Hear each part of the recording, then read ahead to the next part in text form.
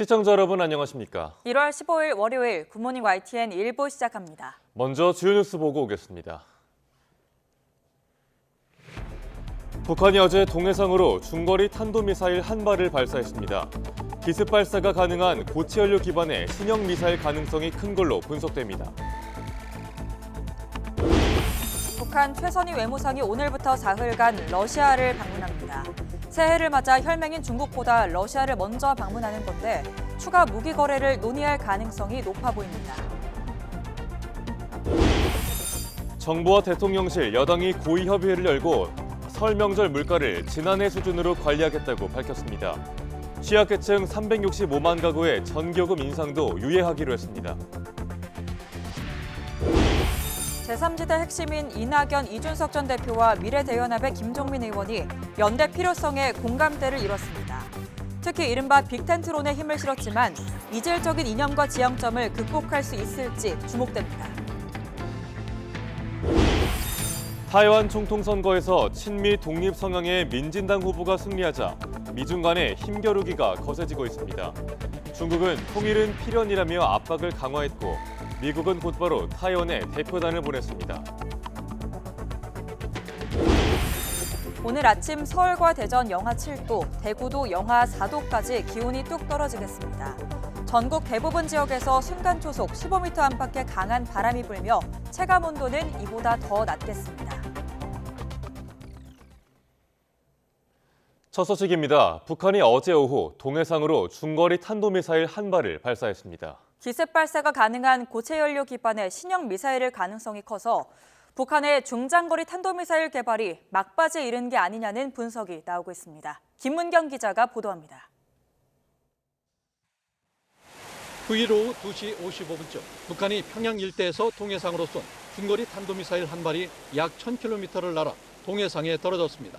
북한의 탄도미사일 발사는 새해 들어 처음인데 고체 연료 기반의 신형일 가능성에 관심이 집중됩니다. 북한은 지난해 11월 신형 중거리 탄도미사일용 대출력 고체 연료 엔진을 개발했다고 밝혔는데 신원식 국방장관도 최근 신형 중거리 탄도미사일 발사 가능성을 언급했습니다. 고체 연료 기반의 미사일은 연료를 주입하지 않아도 돼 발사 시간이 단축되고 장소에 구애받지 않아 기습 발사가 가능한 것이 특징입니다. 이번에 고체 연료 기반의 중거리 탄도미사일 시험 발사까지 성공했다면 고체 연료를 사용하는 대륙간 탄도미사일 ICBM 화성 18형과 함께 중장거리 미사일 개발도 막바지에 이른 것으로 평가됩니다. 특히 미국 본토를 겨냥하는 ICBM과는 달리 최대 사거리 5,000km 안팎의 중거리 탄도미사일은 유사시 유엔사 후방기지와 일본, 한반도 작전 환경에 실질적인 위협이 될 수 있습니다. 고체 추진 중거리 탄도미사일 개발은 유사시 괌을 포함하여 유엔사 후방기지, 주일 미군 기지에 대한 타격, 미 증원 전력 및 유엔사 전력의 한반도 지원을 차단하기 위한 타격 능력 확보의 조치로 판단하고 있고 북한 김정은 위원장은 지난해 말 노동당 전원회의를 마무리하면서 1년 안에 국방력 강화 5개년 계획에 실천적 담보를 확보할 것을 지시했습니다. 이에 따라 이번 미사일 발사를 시작으로 국방력 강화를 위한 각종 도발을 이어갈 것으로 관측됩니다. YTN 김문경입니다. 이런 가운데 북한 최선희 외무상은 오늘부터 모레까지 러시아를 방문합니다. 지난해 9월 북러 정상회담 이후 양국의 협력이 강화되는 가운데 최 외무상의 러시아 방문을 계기로 양국이 추가 무기 거래를 논의할 가능성이 있습니다. 최두희 기자가 보도합니다. 북한 조선중앙통신은 최선희 외무상이 오는 17일까지 2박 3일간 러시아를 공식 방문한다고 밝혔습니다.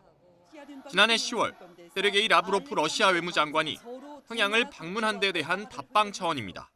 공동의 노력으로 모든 방면에서 쌍무적 연계를 계획적으로 확대해 나가는 것을 비롯하여 호상 관심사로 되는 중요한 문제들에 대한 허심탄회한 의견이 교환됐으며 교내 일치를 보았습니다.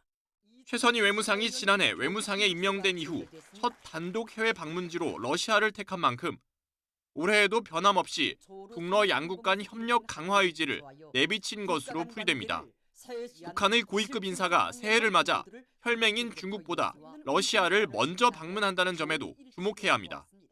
최선희가 먼저 러시아를 간다라는 것은 북중 관계에도 일종의 틈이 보인다라고 해석할 여지가 있는 것이죠. 중국한테 뭔가 자신들이 원하는 것을 더 받아내려고 하는 이른바 중국과 러시아에서 사이에서 시계추 외교를 하고 있다. 최 외무상은 방러 기간 북러 외무장관 회담을 가질 것으로 보이는데 이 자리에선 양국이 추가 무기 거래를 논의할 것으로 보입니다. 앞서 미국은 북한이 우크라이나 전쟁을 치르는 러시아에 탄도미사일 등 각종 무기를 제공하고 있다고 주장했지만 On January 6th, since then, Russian forces again launched multiple North Korean ballistic missiles into Ukraine. We're still assessing the impacts of these strikes, but we can confirm that at least one of them landed in Kharkiv. 북러 양국은 이를 부인하고 있는 상황입니다. 블라디미르 푸틴 러시아 대통령이 지난해 9월 북러 정상회담에서 김정은 국무위원장의 방북 요청을 수락한 만큼 최 외무상이 푸틴 대통령을 만나 방북 시기를 논의할 가능성도 있습니다.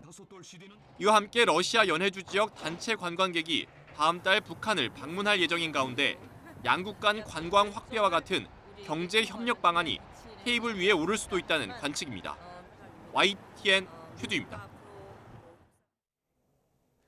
정부와 대통령실, 국민의힘이 고위협의회를 열어 설 명절 차례상 성수품 물가를 지난해 이하 수준으로 관리하는 설 민생 대책을 발표했습니다. 또 설 연휴 고속도로 통행료를 면제하고 대학생 등록금 부담을 획기적으로 줄여주는 방안도 준비하고 있습니다. 이승윤 기자입니다. 당정과 대통령실은 설 명절 연휴에 계층 간 격차 완화를 위해 물가 안정에 총력을 다하기로 의견을 모았습니다. 지난해 4인 가족 기준 차례상을 차리는데 전통시장에서는 25만 원, 대형마트에선 39만 원이 들었습니다. 당정은 과일 30만 톤에 대해 할당 관세, 즉 관세를 한시적으로 내리거나 면제하는 등의 조치로 설 성수품 물가 부담을 낮추기로 했습니다. 16대 성수품 집중 공급, 정부 할인 지원율 10%포인트 상향 조정 등을 통해서 설 성수품 평균 가격을 전년 수준 이하로 관리하기로 하였습니다. 정부의 할인 지원에 참여하는 전통시장도 농축산물 약 700곳, 수산물 약 1000곳으로 대폭 확대한다는 방침입니다. 또 전통시장에서 사용하는 온누리 상품권 월별 구매 한도를 월 50만 원 더 높이고 발행 규모도 1조 원 확대한다는 계획입니다. 이어 다음 달 9일부터 12일까지 설 연휴 기간 고속도로 통행료를 면제하고 KTX와 SRT의 역 귀성표를 최대 30% 할인합니다. 소상공인과 중소기업의 명절 유동성 지원을 위해 39조 원 규모의 자금을 신규 공급하고 3월 말부터는 제2금융권의 이자 부담을 완화할 예정입니다. 제2금융권에서 대출을 받은 소상공인, 자영업자 약 40만 명을 대상으로 최대 150만 원 수준의 이자 부담이 경감될 수 있도록 지원하기로 하였습니다. 당정은 지난해 유예했던 취약계층 365만 가구의 전기요금 인상 부담을 늘리지 않기로 했습니다. 특히 대학생 등록금 부담을 획기적으로 낮추는 방안도 준비하기로 했습니다. YTN 이승윤입니다. 더불어민주당은 어제 발표된 정부 여당 대통령실의 설 민생 안전 대책과 관련해 새로운 게 없는 일회성 선심 정책이라고 비판했습니다. 이모경 원내대변인은 서면 브리핑에서 당정이 발표한 고속도로 통행료 감면과 온누리 상품권 구매 한도 상향을 언급하며 해마다 명절 대책으로 나왔던 사안들이라고 지적했습니다. 이어 고물가와 고금리, 고유가로 어려움을 겪는 취약계층에 대해선 전기요금을 감면한 게 아니라 인상을 유예했다며 총선 이후 전기요금 폭탄으로 나타나지 않을지 우려된다고 덧붙였습니다. 한동훈 국민의힘 비상대책위원장은 역량을 총동원해 민생을 챙겨야 한다며 정책 추진 과정에서 동료 시민이 즉각적으로 차이를 느끼게 하는 게 중요하다고 강조했습니다. 한동훈 비대위원장은 어제 취임 후에 처음 열린 고위 당정협의회에서 뜬구름 잡는 추상적인 언어보다 실제 성과가 중요하다며 이 같은 각오를 밝혔습니다. 한 위원장은 이어 총선을 앞둔 정국이지만 실현 가능성 없는 정책이나 기대만 부풀리고 책임지지 않는 정책은 하지 않으려고 한다며 정부도 유념해서 뒷받침해달라고 당부했습니다. 더불어민주당 이재명 대표 피습 사건을 두고 이낙연 전 대표의 지지자가 이 대표를 원색적으로 비난한 것과 관련해서 민주당은 이 전 대표와 경찰을 동시에 비판했습니다. 사건 당시 이 대표의 부상이 가볍다는 취지의 정부기관 명의 메시지에 대해선 총리실을 상대로 법적인 대응에 나서기로 했습니다. 조성우 기자가 보도합니다. 문제의 발언은 이낙연 전 대표의 민주당 탈당을 기념하는 행사에서 이 전 대표 지지자가 이재명 대표를 비판하는 과정에서 나왔습니다. 목에 칼빵을 맞았는데 지지율이 떨어지는 경우는 처음 본 것 같아요. 이재명 당대표님의 주요 일정, 병원, 법원. 이낙연 전 대표가 대단히 잘못된 일이라며 곧장 사과했지만 민주당은 이 전 대표 비판을 멈추지 않았습니다.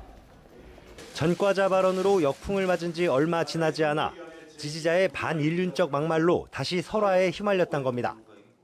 잃어버린 정신과 가치를 복원해 실현하겠다고 말하며 공식적으로 나서는 첫걸음부터 막말과 저품격이라니 실망과 우려가 큽니다. 동시에 근본적인 책임은 사건을 축소 왜곡하고 숨긴 경찰에 있다고 화살을 돌렸습니다. 당 대책위 차원에선 이 대표 부상이 1cm 열상으로 가벼워 보인다는 대테러 종합상황실명이 문자 메시지를 문제 삼아 총리실을 고발하기로 했습니다. 누가 발송을 지시를 했고 그 문자의 작성 경위는 무엇이고 그 문자가 어느 정도 유포를 하였는지 이 부분에 대해서 명명백백한 진상규명을 요구합니다. 국민의힘은 민주당 내에서는 비명계를 향하던 망언이 이낙연 전 대표 강성 지지자에게서도 나왔다며 양측을 싸잡아 비판했습니다. 혐오의 정치를 종식하기 위한 길이 참으로 힘들어 보입니다.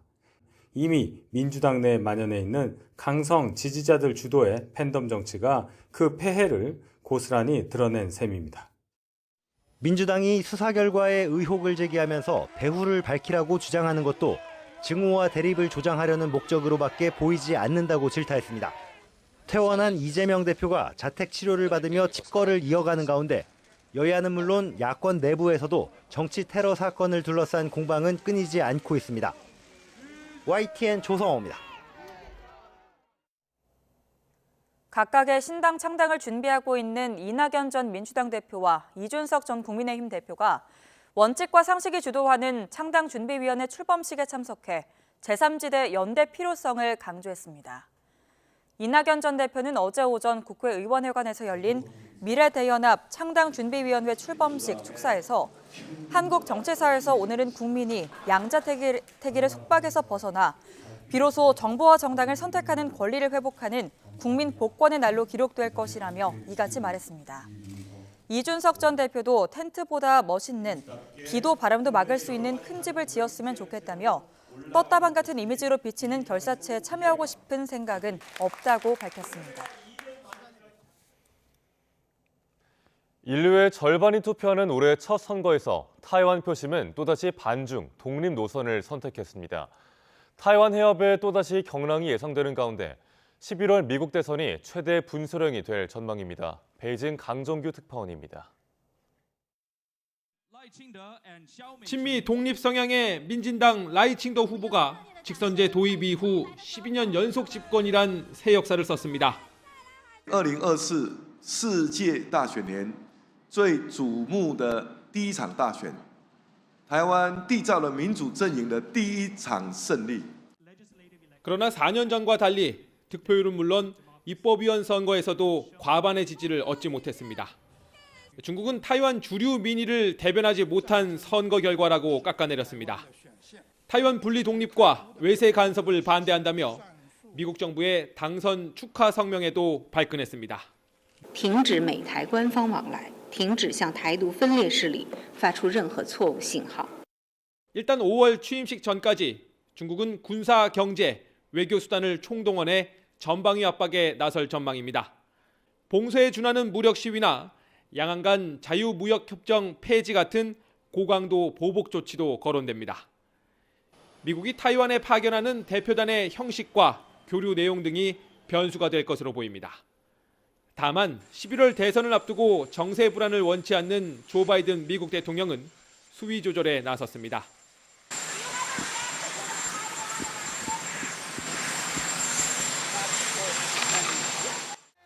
재선에 도전하는 트럼프 전 대통령은 타이완 방어 공약을 두고 바보짓이라고 말했던 인물입니다. 그래서 중국이 극단적 대결을 피하며 판세를 지켜볼 거란 분석과 함께 더 큰 경랑이 몰아칠 수 있다는 관측이 엇갈리고 있습니다. 베이징에서 YTN 강정규입니다. 타이완 총통 선거에서 친미 독립 성향의 민주진보당 라이칭도 후보가 당선되면서 우리나라에는 기회이자 도전으로 작용할 전망입니다. 전문가들은 라이칭더 당선인이 친미 독립 성향인 만큼 타이완 정세가 불안정해지면 한국 반도체가 반사이익을 볼 여지가 있다고 보고 있습니다. 반면 미중 갈등 수위가 높아질 경우 글로벌 공급망 전쟁에서 미국과 중국 사이에 낀 한국에도 불똥이 튀지 않겠느냐는 우려도 제기되고 있습니다. 정부는 양안 관계를 지켜보며 반도체 산업을 적극 지원한다는 입장이지만 산업계 보호와 지원을 통해 기술적 우월성을 확보한다는 방침입니다.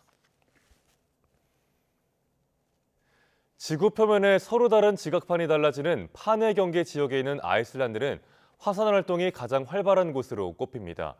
최근 한 달도 채 안 돼 또 화산이 폭발했는데요. 거대한 용암이 장벽마저 무너뜨리며 주택을 삼켰습니다. 류재복 기자입니다. 마을에서 불과 450m 떨어진 곳에서 시뻘건 불꽃과 함께 연기가 치솟습니다.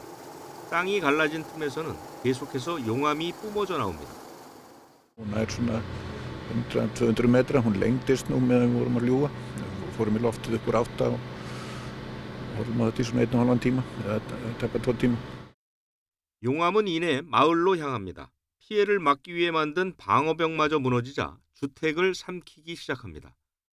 다행히 화산 폭발 전 주민들을 대피시켜 인명 피해는 없었습니다. hlutinni bara gerast hratt og þetta hraun mun því miður flæða hratt í átt að nyrstu byggð í Grindavík. 화산이 폭발한 지역은 아이슬란드 남서부 그린다비크 부근입니다. 이곳은 한 달도 채 안 된 지난해 12월 18일에도 화산 폭발이 있었습니다. 당시 주민 4,000명이 대피했다가 일부가 되돌아왔는데 다시 몸을 피하게 됐습니다. 아이슬란드는 유라시아와 북미 지각판이 갈라지는 판의 경계에 자리 잡고 있어 지구상에서 화산 활동이 가장 활발한 지역으로 꼽힙니다. 지난 2010년 화산 폭발 때에는 화산재가 유럽 전체에 퍼져 항공기 10만 대가 뜨지 못하는 대혼란을 빚었습니다. YTN 류재복입니다.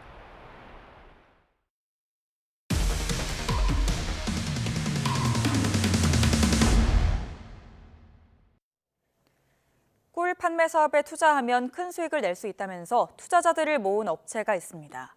그런데 이 업체가 양봉협회 회장을 사칭하는 등 사기로 의심될 만한 정황들이 YTN 취재 결과 드러났습니다. 신귀혜 기자가 단독 취재했습니다.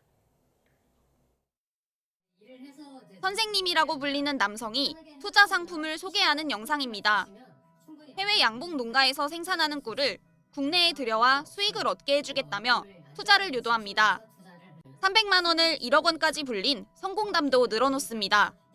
단 10분만 투자해도 인생 역전 가능합니다. 이 유튜브 채널에서 홍보한 투자업체 홈페이지입니다. 업체 대표이사가 한국양봉협회 회장으로 협회가 직접 사업을 한다고 소개하고 있습니다. 그런데 YTN 취재 결과 이상한 점이 여럿 발견됐습니다. 먼저 실제 양봉협회 홈페이지에 들어가 봤더니 완전히 다른 사람입니다. 반면 인사말은 완전히 똑같고 이력은 거의 그대로 옮겨다 놓은 수준이었습니다.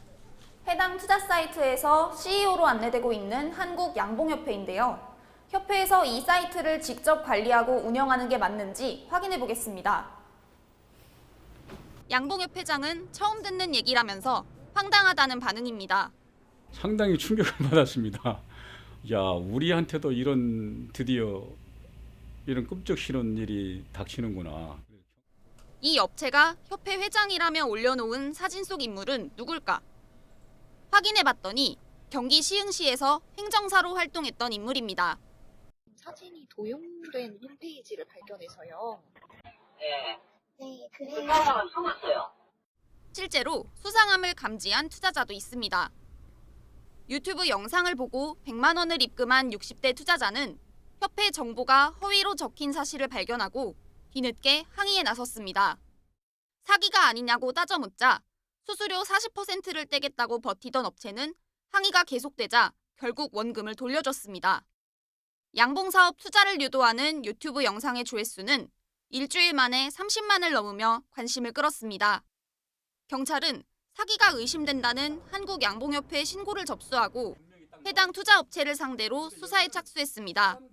취재진은 왜 양봉협회 정보를 조용했는지 업체에 문의했지만 사이트 오류로 보인다는 짤막한 답변만 남긴 뒤 별다른 설명을 하지 않고 있습니다. YTN 신기혜입니다. 어제 오후 5시 50분쯤 서울 경동시장 골목에 있는 1층짜리 단독주택에서 불이 났습니다.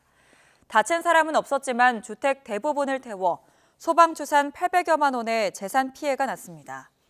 또 근처 식당으로 불길과 연기가 번져 피해를 봤습니다. 경찰과 소방은 배전반에서 불이 시작된 것으로 보고 정확한 화재 원인을 조사하고 있습니다. 어젯밤 11시쯤 세종시 한솔동에 있는 아파트 7층에서 불이 났습니다. 이 불로 집에 있던 40대 남성과 여성, 또 10대 A양 등 3명이 온몸에 화상을 입고 의식을 잃은 채 구조돼 병원으로 옮겨졌습니다. 소방당국은 2시간여 만인 오늘 0시 15분쯤 불을 모두 끄고 화재 원인을 조사하고 있습니다. 어제 오후 4시 반쯤 남해고속도로 순천 방면 창원 1터널 안에서 차량 6대가 잇따라 충돌했습니다. 다친 사람은 없었지만 사고를 처리하는 과정에서 2시간가량 극심한 정체가 빚어지기도 했습니다. 지난해 도입된 소비기한 표시제도가 1년간의 계도 기간을 거쳐 올해부터 시행되고 있습니다. 마트에 가보면 대부분 유통기한 대신에 이제 소비기한으로 표시하고 있는데요. 하지만 아직 잘 모르는 소비자들도 많습니다. 김선희 기자가 보도합니다.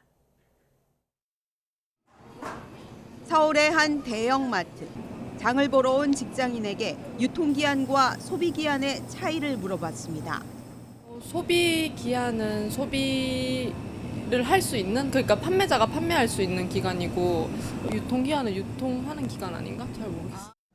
지난해 도입된 소비기한 표시제도.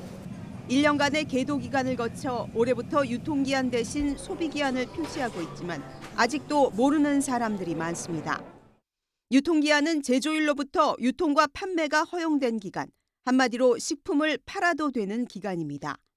소비기한은 보관 방법만 잘 지키면 식품 섭취에 문제가 없는 기간을 말합니다. 보통 유통기한이 소비기한보다 짧아서 먹을 수 있는데도 버려지는 게 많아 음식 낭비와 환경 오염 문제가 거론돼 왔습니다. 소비기한으로 바뀌면서 연간 약 1조 원 규모의 사회적 이익이 기대되고 있습니다.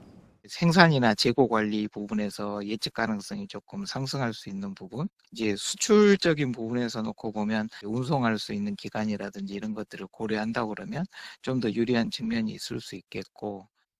정부는 두부와 막걸리 등 총 700여 개 품목의 소비기한 참고값을 제시하고 있는데 기존 유통기한보다 많게는 2배 이상 늘어납니다. 하지만 매출 상위 100대 기업 가운데 기간을 늘린 업체는 4% 수준으로 대부분 유통기한을 소비기한으로 표기만 바꿨습니다. 소비자가 가정에서나 보관할 때 온도 같은 게 이제 지켜지지 않으면 식품의 안전 문제 이런 걸 좀 위협할 수 있기 때문에 안전이 식품업계에서는 안전이 최우선이거든요. 최선의 기간을 좀 보수적으로 잡는. 소비기한 사용은 세계적인 추세로 OECD 대부분 국가가 도입한 상태입니다. 결국 소비자와 유통사, 제조사가 소비기한에 대한 명확한 인식을 갖고 보완해 나가는 것이 선결 과제입니다. 무엇보다 소비자가 식품을 섭취하는 기간이 길어진 만큼 엄격한 품질 관리로 부작용을 사전에 방지하는 것이 관건이 될 전망입니다. YTN 김선희입니다. 이번 달부터 홍콩 H지수 연계 ELS 상품의 대규모 손실이 현실화되면서 은행들의 고위험 투자 상품 판매를 제한해야 한다는 목소리가 커지고 있습니다. 앞서 DLF 사태 이후 금융소비자보호법이 시행됐지만 은행이 자신들의 실적에만 눈이 멀어 무분별하게 판매를 유인했다는 지적이 나오고 있습니다. 엄윤주 기자가 취재했습니다. 올해 상반기에만 무려 10조 원이 넘는 손실이 현실화할 예정인 홍콩 H지수 연계 ELS 상품. 가입자들이 바라는 건 크게 두 가지입니다. 원금 보상을 해달라는 것, 그리고 애초 은행이 이런 고위험 상품을 판매할 수 없도록 해달라는 겁니다. 다시는 이런 거를 은행에서 취급을 안 했으면 좋겠어요. 아무것도 모르게 앉은 자리에서 단 1, 2분 만에 가입 상품 만들어가지고 거기서 선동해가지고 가입시켜놓고 그 다음에는 나 몰라라고. 예적금처럼 안정적인 투자 성향을 가진 고객이 대다수인 은행이 고위험 상품을 위탁 판매하는 게 맞지 않는다는 취지입니다. 앞서 금융당국은 지난 2019년 DLF 사태를 계기로 은행의 고난도 금융상품 신탁 판매를 금지했습니다. 은행에서는 고난도 사모펀드 및 신탁의 판매를 제한하겠습니다. 은행은 예금과 같이 원리금 보장 상품을 주로 취급하는 만큼 투자자를 오인시킬 수 있는 고위험 상품 판매는 자제될 필요가 있습니다.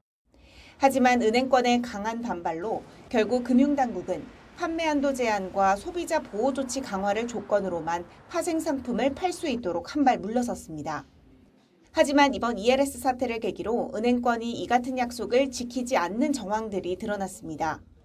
2021년 당시 미중 갈등으로 홍콩 증시의 앞날이 불투명한데도 자체 판매 한도를 오히려 늘렸고 핵심 성과 지표에서 ELS 같은 고위험 상품을 팔아야만 높은 점수를 주도록 한 게 대표적입니다.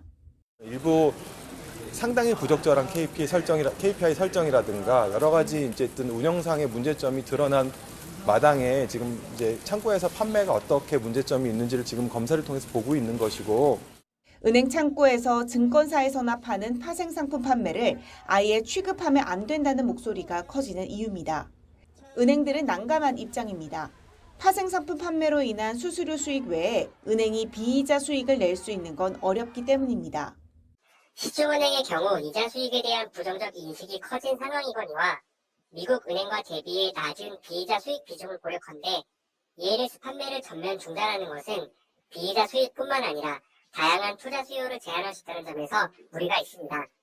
금융당국이 은행의 불안전 판매 여부를 이르면 다음 달 안에 결론 내겠다고 밝힌 가운데 은행의 고위험 상품 판매 논란은 또 한 번 불거질 전망입니다.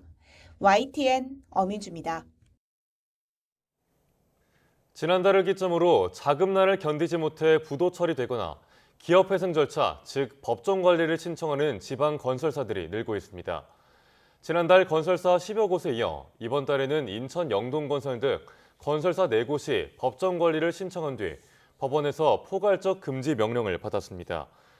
포괄적 금지 명령은 회생 절차를 시작하기 전 당사자의 자산을 동결하는 것으로 법원 허가 없이 가압류나 채권 회수, 자산 처분이 금지됩니다.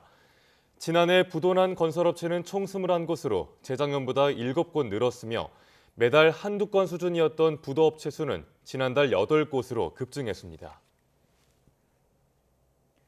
오늘은 눈이나 비가 그친 뒤 찬 공기가 남하하면서 전국 대부분 지역이 영하로 떨어지겠습니다. 경기 북부와 동부, 강원 내륙 산지에 한파주의보가 발효된 가운데 전국 대부분 지역에서 순간 초속 15m 안팎의 강한 바람이 불며 체감온도는 더 낮겠습니다. 눈이나 비가 온 지역은 오늘 출근길에 빙판길과 도로 살얼음을 조심해야 합니다. 오늘 아침에 최저기온은 서울과 대전이 영하 7도, 대구 영하 5도 등 전국이 영하 13도에서 0도 사이의 분포를 보이겠습니다.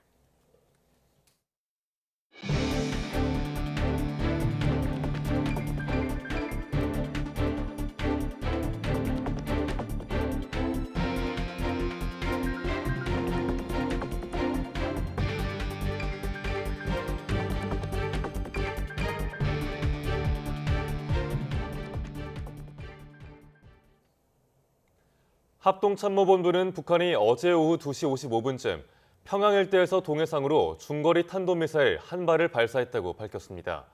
합참은 이 미사일이 약 1000km를 비행한 뒤 동해상에 탄착했으며 미일 측과 관련 정보를 긴밀하게 공유했고 비행 고도와 거리 등 세부 재원에 대해 분석하고 있다며 이같이 전했습니다. 북한의 이번 미사일 발사는 새해 들어 처음이자 지난달 18일 대륙간 탄도미사일 ICBM을 발사한 지 27일 만입니다. 한미일 외교당국이 북한의 올해 첫 탄도미사일 도발에 대응해서 전화 협의를 하고 공조 방안을 논의했습니다.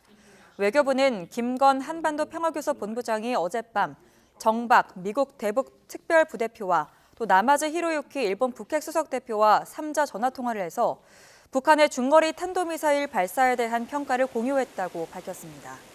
3국 대표는 북한이 연초 서해 포병 사격을 감행한 데 이어 올해 유엔 안보리 결의를 위반한 첫 탄도미사일을 발사하면서 한반도와 영내 평화, 안정을 위협하고 있는 것을 규탄했습니다. 여야는 어제 북한이 올해 들어 처음 동해상으로 탄도미사일을 발사한 걸 강한 목소리로 일제히 규탄했습니다. 국민의힘 윤희석 선임대변인은 논평을 통해 동해서해를 가리지 않고 무력 도발을 반복하는 행태는 한반도의 안보와 우리 국민의 생명에 대한 중대한 위협이며 결코 용인할 수 없는 적대 행위라고 비판했습니다. 더불어민주당 권칠승 수석대변인도 국회 기자회견에서 동해를 사격장으로 삼은 북한의 미사일 도발은 어떤 이유에서도 용납될 수 없고 스스로 고립을 자초할 뿐임을 경고한다고 밝혔습니다. 북한 조선중앙통신은 최선희 외무상이 세르게이 라브로프 러시아 외무장관의 초청에 따라 오늘부터 17일까지 러시아를 방문한다고 보도했습니다. 최 외무상은 방러 기간 라브로프 외무장관과 북러 외무장관 회담을 열 것으로 보입니다. 최 외무상의 이번 러시아 방문은 표면적으로는 지난해 라브로프 외무장관 방북의 답방 차원이지만 최근 북러 간의 전략적 연대를 더 강화하려는 성격이 높은 것으로 보입니다. 이에 따라 최 외무상이 러시아를 방문하는 기간 양측이 추가적인 무기 거래에 관해 이야기를 나눌지도 관심이 쏠리고 있습니다. 국민의힘 한동훈 비대위원장은 취임 후 처음 열린 고위당정협의회에서 뜬구름 잡는 추상적인 언어에 그치지 않고 실제 성과를 내겠다고 각오를 밝혔습니다. 또 기대만 부풀리는 무책임한 정책은 하지 않겠다고 강조했는데요. 한 위원장의 발언 들어보겠습니다. 첫째는 성과를 내자는 겁니다. 뜬구름 잡는 추상적인 언어보다 결과를 내서 우리가 어떤 정책을 했었을 때 우리 국민들께서, 동료 시민들께서 그 차이를 즉각 느끼게 해드리고 현안을 그 지역에서 직접 챙기고 그 지역의 입장을 제대로 반영하는 정책이 필요하다고 생각합니다.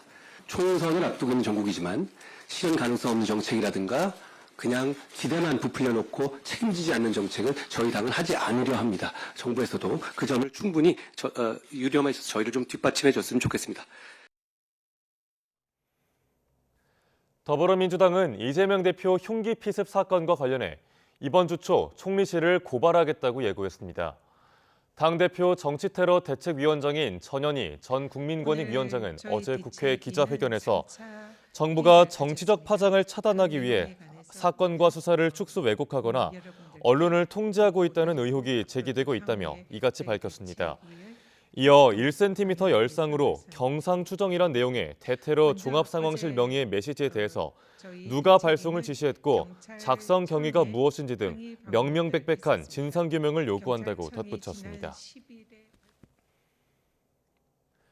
제3지대 핵심인 이낙연, 이준석 전 대표와 민주당 탈당파인 김종민 의원이 3자 회동에 나서 연대 필요성에 대해 공감대를 형성했습니다. 양당 정치 타파를 위해 의기투합하자는 건데 정치적인 차이점을 극복할 수 있을지가 관건입니다. 보도에 손여정 기자입니다. 이낙연 전 민주당 대표와 이준석 전 국민의힘 대표, 민주당 탈당파인 김종민 의원이 공개적으로 만났습니다. 따로 신당을 준비 중인 세 사람은 20분간 짧게 만났지만 메시지는 확실했습니다. 오는 4월 총선에서 국민의힘과 민주당의 기득권 정치를 타파해야 한다는 겁니다. 기득권 타파, 민심에 응답하는 그런 정당을 해보겠다고 하는 거에서 사실 두 분과 함께하는 게 너무 중요하거든요. 이심전심이 확실하게 느껴지는.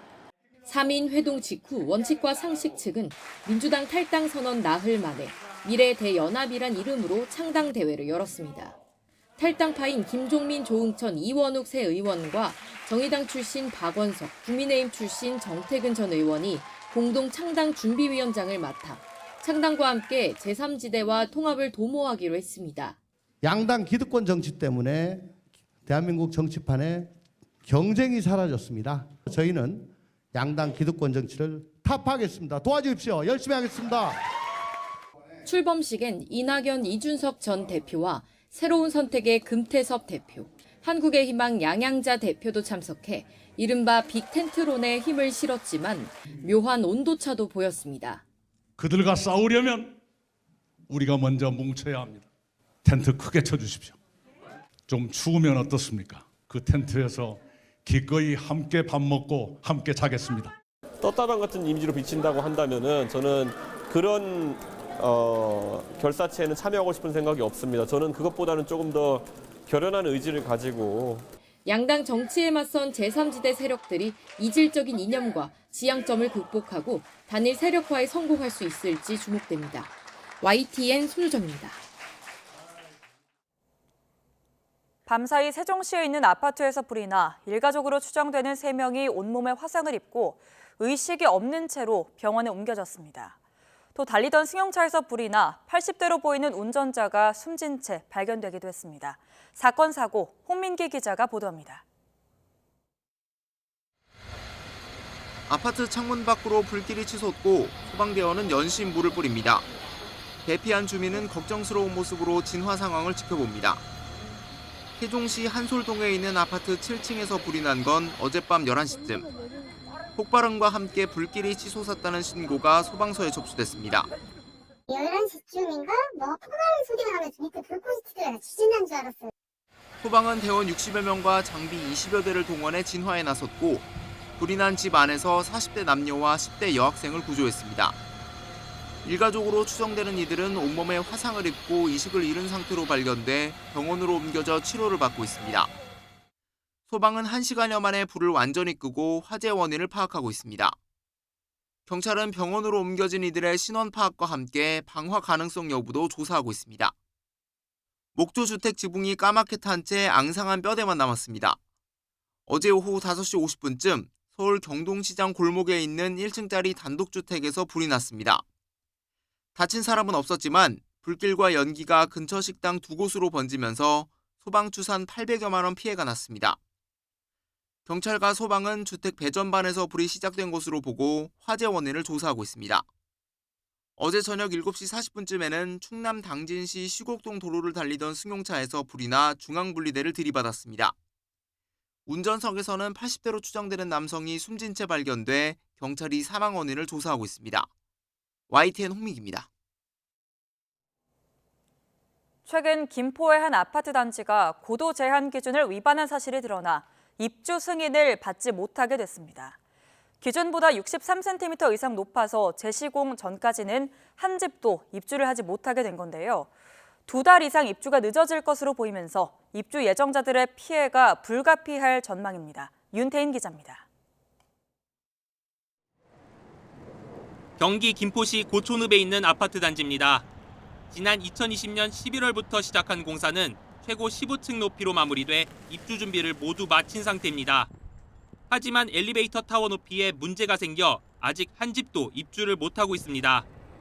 문제가 된 아파트는 고도 제한을 받는 곳이지만 모두 7개 동 높이가 기준보다 63cm 이상 높게 위반한 것으로 드러나 결국 김포시 입주 승인이 나지 않았습니다. 입주 예정일은 지난 12일. 새 아파트 이사를 기다리던 입주 예정자들은 날벼락 같은 불어 소식에 발만 동동 구를 뿐입니다. 당장 자녀의 학교나 대출금 상환 등의 피해가 불가피하게 됐습니다. 갈 곳이 없어 지금 나는. 한 달 전만 얘기를 했어도 뭐 어떤 대책을 세우는데 지금 무방비 상태란 말이에요 지금. 이 충격에. 그 난감하다고 지금. 김포공항 주변 건축물은 항공기가 안전하게 운항하도록 고도를 법으로 제한하고 있습니다. 조합원들은 임시 사용 승인을 요청했지만 김포시는 아파트 엘리베이터 타워를 제한 높이에 맞춰 재시공해야 한다는 방침을 분명히 했습니다. 또 준공보고서를 허위로 제출한 시공사와 감리사를 상대로 고발에 나서는 등 형사 책임도 묻기로 했습니다. 전문가들은 아파트 시공 과정 중 제대로 점검이 되지 않아 발생한 문제로 보인다고 지적했습니다. 만약에 이런 오차가 난다면 사전에 설계 변경 허가를 받아서 시공을 했었다면 시공자라든지 감리자라든지 책임을 면할 수 있는 기회가 있었는데 김포시는 시공사의 재시공 계획과 입주민 보상 대책 등 조치 계획을 제대로 이행하는지 철저히 감독할 예정입니다. 아파트 높이를 낮추려면 빨라야 2개월 뒤에나 입주가 가능할 것으로 보여 엄동설안의 입주 예정자들의 불편은 당분간 이어질 전망입니다. YTN 윤태인입니다. 해외 양봉업으로 큰 수익을 얻을 수 있다고 홍보한 업체가 한국양봉협회를 사칭해 투자자를 모은 걸로 드러나 경찰이 수사에 착수했습니다. YTN 취재 결과 최근 월 20%의 고수익을 내세워 투자자를 모집한 투자업체가 한국양봉협회를 사칭하고 홈페이지 인사말과 연역까지 베낀 걸로 확인됐습니다. 홈페이지에 올린 협회장 사진은 경기 지역에서 활동하다가 이미 사망한 행정사로 협회와는 무관한 인물인 것으로 파악됐습니다. 이 업체는 유튜브 채널에서 소액 투자로 큰 수익을 올렸다며 성공적인 사례를 홍보도 한 것으로 나타났습니다. 코로나19가 끝난 뒤 국내에 들어오는 외국 선박이 늘어나면서 선박에 대한 검역 건수도 지난해 처음으로 반등했습니다. 질병관리청은 지난해 외항선 입학 검역 건수는 5만 7천여 건으로 코로나19 이후 2년 연속 감소하다가 작년에 반등했다고 밝혔습니다. 검역관이 탑승해 위생 상태를 확인하는 선박 수도 코로나19 시기에는 1만 1천여 건이었는데 지난해에는 1만 9천여 건으로 증가했습니다. 법인차 전용 연두색 번호판의 도입을 앞두고 지난해 대당 3억 원이 넘는 초고가 법인 승용차 등록 대수가 1년 전보다 58% 증가했습니다. 더불어민주당 양경숙 의원은 지난해 새로 등록된 법인 승용차 중 취득가액이 3억 원을 초과하는 차량이 1,858대였다며 이같이 밝혔습니다. 2022년 등록 기준으로 3억 원을 넘는 법인 승용차 등록 대수 1,173대에 비해서 1년 만에 685대가 늘어나면서 연간 증가 대수 기준으로는 최대를 기록했습니다.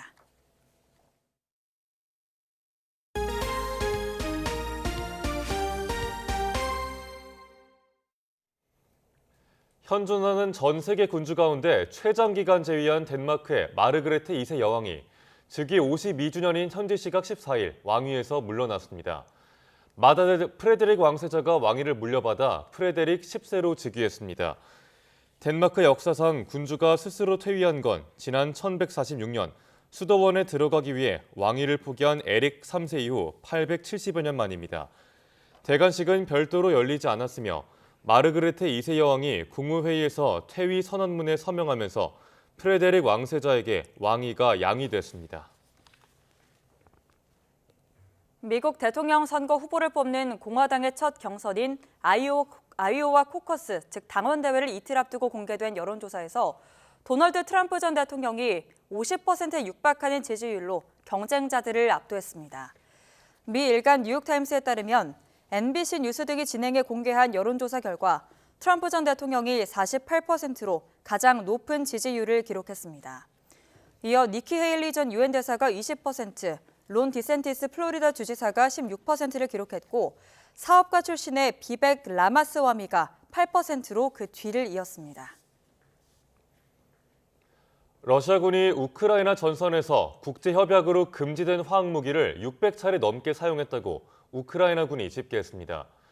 미국 싱크탱크 전쟁연구소는 최신 보고서에서 지난 2022년 2월 전쟁 발발 이후 러시아군이 지금까지 화학무기를 모두 626차례 사용한 걸로 우크라이나군 총참모부가 집계했다고 밝혔습니다.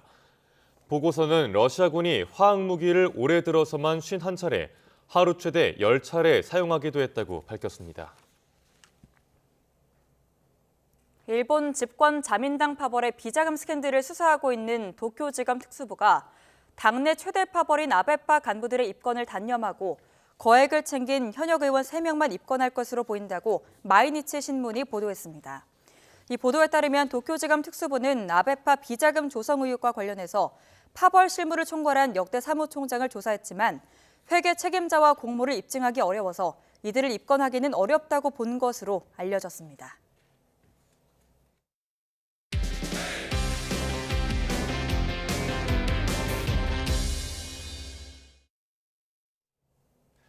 지난해 가을 프로야구 LG팬들은 유광 점퍼를 입고 마음껏 기쁨의 눈물을 쏟아냈습니다. 29년 만에 맛본 감격의 우승, 꿈에 그리던 그 순간을 누구보다 기다려온 사람 중 한 명은 바로 LG 트윈스의 차명석 단장인데요. 야구계를 대표하는 달변가 또 전략가로 꼽히는 차명석 단장을 허재원 스포츠부장이 만났습니다. 돈이 깡패다. 영화의 한 대사인데 이것만큼 현실에 맞는 얘기가 있을까. 나도 돈 때문에 이랬다고는 생각한 적이 없는데 요즘 쉬고 있다 보니 역시 현실로 느껴진다. 이게 또 되게 웃겨요. 예, 옛날 걸 가끔 읽어보면 야, 내가 이런 생각을 했어. 뭐 말도 안 되는 뭐. 결혼을 앞두고 방출 통보를 받았던 2001년 겨울. 차디찬 도서관 구석에서 써내려가기 시작한 차명석의 일기는 지금까지 이어지고 있습니다. 복귀하는 걸 통해서 앞으로 우리가 어떻게 해야 되나. 그러다 보니까 일기를 자연스럽게 쓰게 되더라고요. 그래서 지금까지 왔는데 사실 그 20년간 그 일기를 쓴 게 저는 단장으로서 제가 지금까지 가장 자양분이 된 것 같습니다. 닥치는 대로 읽어내렸던 매년 100권이 넘는 책과 매일 떠오르는 생각들을 정리했던 손때 묻은 일기들은 야구계 최고의 달변가 또 전략가로 통하는 단장 차명석의 가장 큰 힘이 됐습니다. 새벽 6시에 일어나서 근무가 8시 반이니까 7시쯤 와서 1시간 반 정도 근무 들어가기 전에. 그게 오롯이 저만의 시간이거든요. LG 유니폼을 입고 지낸 세월만 선수로 10년, 코치로 12년, 그리고 프런트의 수장인 단장으로 5년입니다. LG 팬들에게 우승이라는 값진 선물을 남긴 차명석 단장은 이제 LG 왕조의 구축이라는 꿈을 넘어 한국 체육 발전이라는 더 큰 꿈을 그리고 있습니다. 체육 전문가가 돼서 우리나라의 체육 발전을 위해서 일을 하고 싶거든요. 평생 야구로서 이렇게 제가 먹고 살았으니까 그 보답을 좀 해야 되지 않나. 그런 꿈은 있죠. YTN 허재원입니다. 64년 만에 아시아 정상 등극을 노리는 우리 축구대표팀이 오늘 밤 8시 30분 중동의 복병 바레인을 상대로 조별리그 첫 경기를 치릅니다. 우리나라는 1956년과 1960년 1, 2회 대회에서 우승한 이후 64년 동안 우승과 인연이 없습니다. 이번 대회는 손흥민과 이강인, 김민재와 황희찬 등 유럽파만 12명이 포함돼 역대 최강 전력을 꾸렸다는 평가입니다. 우리나라는 FIFA 랭킹 23위, 첫 상대인 바레인은 86위로 객관적인 전력에서 우리나라가 우세하고 상대 전적도 11승 4무 1패로 절대적인 우위를 보이고 있습니다.